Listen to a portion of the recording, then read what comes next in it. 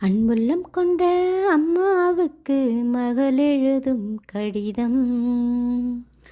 அன்புள்ளம் கொண்ட அம்மாவுக்கு மகள் எழுதும் கடிதம்.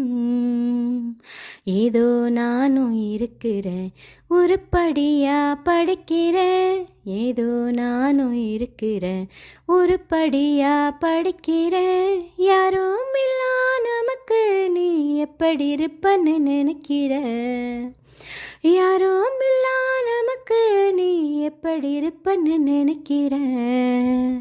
அன்புள்ளம் கொண்ட அம்மாவுக்கு மகள் எழுதும் கடிதம்.